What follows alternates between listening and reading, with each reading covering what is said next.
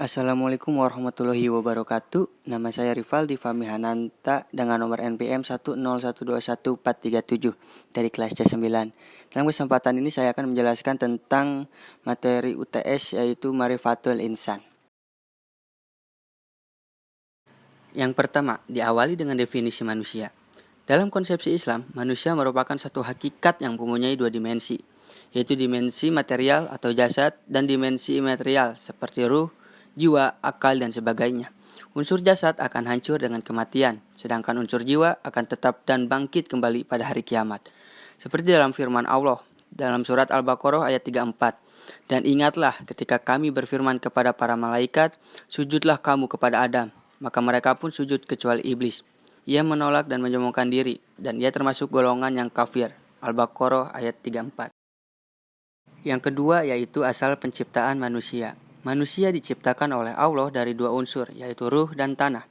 Manusia diciptakan dari tanah, yang memperindah segala sesuatu yang diciptakan dan yang memulai penciptaan manusia dari tanah. Surat As-Sajdah ayat 7. Manusia diciptakan dari ruh. Kemudian dia menyempurnakan dan meniupkan ke dalamnya ruh ciptaannya, dan dia menjadikan bagi kamu pendengaran, penglihatan, dan hati. Tetapi kamu sedikit sekali bersyukur. Surat As-Sajdah ayat 9. Yang ketiga ada unsur di dalam manusia. Yang pertama ada qalb atau hati. Kita dapat membedakan yang hak dan yang batil, yang baik dan juga yang buruk. Yang kedua ada aklu atau akal. Dengan akal kita dapat memahami ayat-ayat Allah, dan jika dipakai dengan baik dan benar, maka keimanan kita akan semakin kuat. Yang ketiga ada jasad, unsur yang paling penting dalam diri kita. Karena tanpa jasad, tekad dan pengetahuan hanya akan menjadi impian dan teori yang kosong.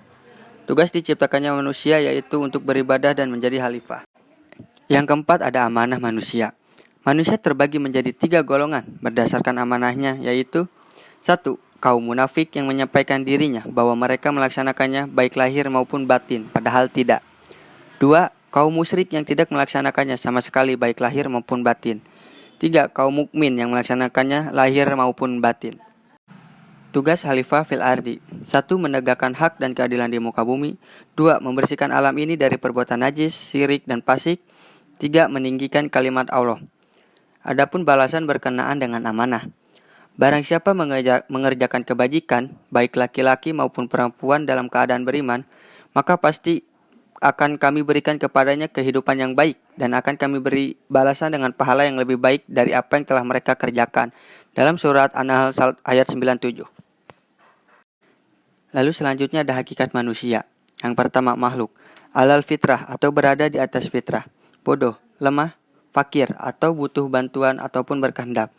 Yang kedua dimuliakan, dengan ditiup ruh, memiliki keistimewaan dari makhluk lainnya, dan ditundukkannya alam padanya. Yang ketiga, manusia dibebani ibadah dan khilafah. Yang keempat, bebas memilih. Ada jalan kebajikan ataupun jalan kejahatan. 5. Balasan atau pertanggungjawaban, yaitu nurul ghafira atau berakibat surga atau neraka. Anugerah Allah berikan karena Allah telah menciptakan manusia dengan bentuk yang sangat sempurna. Dengan kemampuannya, maka dari itu Allah memberikan manusia dengan segenap potensi yang ada di dalam dirinya. Selanjutnya yaitu potensi manusia. 1. Potensi pendengaran. Untuk dapat mendengarkan ajaran-ajaran agama Allah yang disampaikan kepada Rasul-Rasul Allah. Yang kedua, potensi penglihatan. Untuk dapat melihat, memandang, dan memperlihatkan kejadian yang terjadi di alam semesta ini. Yang ketiga, potensi hati. Hati menurut Imam Al-Ghazali dan Imam Al-Muhasib, hati adalah raja yang mengawali semua kegiatan yang berlaku untuk roh, nafsu, dan akal. Selanjutnya jiwa manusia atau nafsul insan. Nafsul berarti sebuah perasaan atau kekuatan emosional yang besar dalam diri manusia, dan insan berarti manusia. 1. Nafsul mutmainah diartikan sebagai nafsul yang disinari cahaya dan dimiliki oleh orang-orang tertentu, seperti orang yang beriman dan dekat dengan Allah. 2. Nafsu ar-ruh diartikan sebagai nafsu jiwa yang berada dalam keadaan jiwa ragu memilih. 3. Nafsu amaratu bisu diartikan jiwa yang memerintahkan kejelekan yang menjadikan kerugian besar.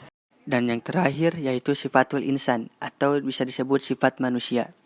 Sifat manusia, secara umum sifat manusia terbagi menjadi 2 kelompok, yaitu sifat keburukan dan sifat kebaikan. Sifat manusia sangat ditentukan oleh intensitas dan efektivitas usahanya. Dalam sifat manusia ada 2 jalan, yaitu fujur dan takwa. Jalan takwa memiliki 3 makna, yaitu 1. Takut kepada Allah, 2. Bermakna taat dan beribadah, 3. Pembersih hati. Contoh takwa yaitu bersyukur, bersabar, berhati lembut dan bersifat jujur dan amanah. Fujur adalah perbuatan buruk dan perilaku yang bertentangan dengan syariat.